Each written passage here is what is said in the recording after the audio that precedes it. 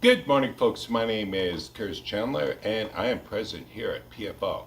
We hope that everyone had a fantastic weekend.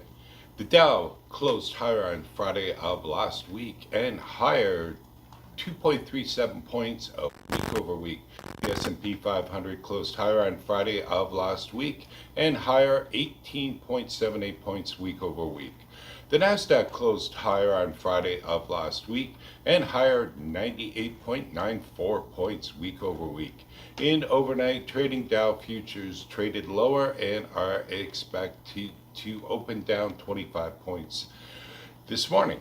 Oil prices settled higher on Friday of last week, but lower week over week. WTI traded up $1.89 per barrel on Friday of last week to close at $71.23 per barrel, which was down $2.84 per barrel week over week.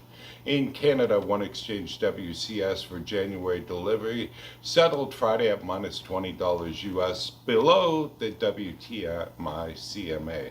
The implied value was $51.49 per barrel US. U.S. commercial crude inventories decreased by 4.6 million barrels a week over week. U.S. crude inventories are 1% below the 5-year average for this time of year. Total motor gasoline inventories increased by 5.4 million barrels week over week and are 1% below the 5-year average for this time of year. Distillate fuel inventories increased by 1.3 million barrels a week over week and are 13% below the 5-year average for this time of year.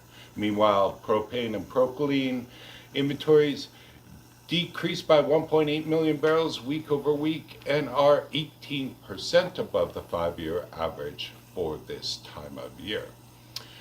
Propane prices closed at 66 cents per gallon, up 1 cent per gallon week over week, but down 10 cents per gallon year over year.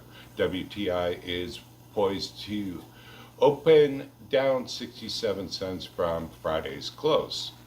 Total North American weekly rail volumes, we were up 3.48% in week 48 compared with the same week last year. 6 up. AAR's 11 major traffic categories posted year over year decreases. The most significant increase was from chemicals, which was up 17.6%. The most significant decrease came from grain, which was down 11%.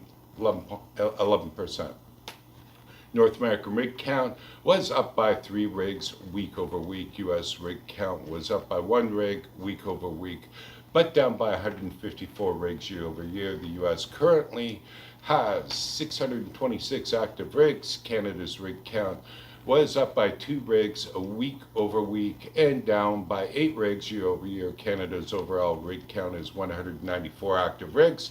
Overall, year over year, we are down 162 rigs collectively. Folks, we've been watching a few things out there for you. We are watching the Canadian government. Here we go again.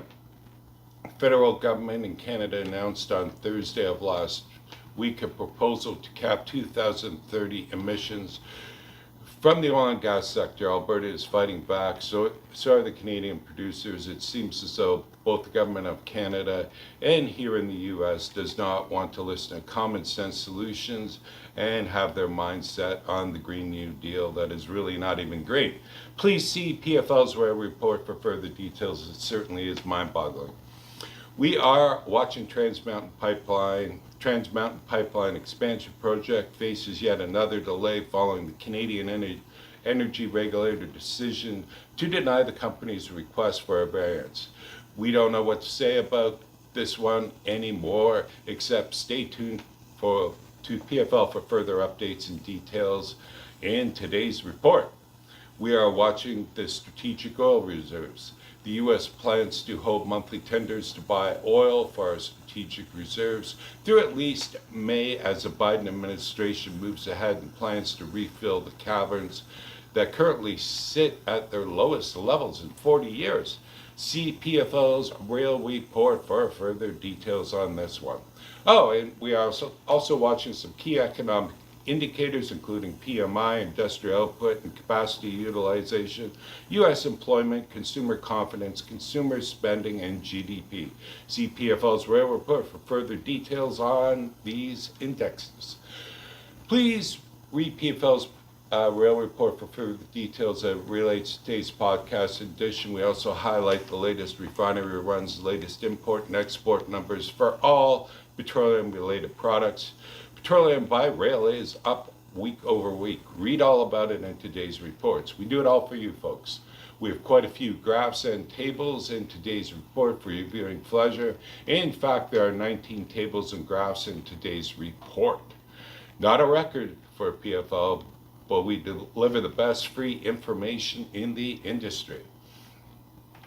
Please pass on to your colleagues. The more that read it, the better. Also, on every weekly report is the latest and greatest on what cars are available for sale, lease, or sublease. Please call PFL today for your rail needs, including storage, subleasing, car cleaning, repairing reflator nitrogen generation, and transloading services. We still have some space in St. Louis. We have found that to be an excellent return on lease location with access to all Class 1s. And we have guys on site cleaning, repairing, and doing nitrogen services. Mobilizations fees are waived. Call PFL for further details, and we hope that everyone has a great, safe week, and thanks for listening today.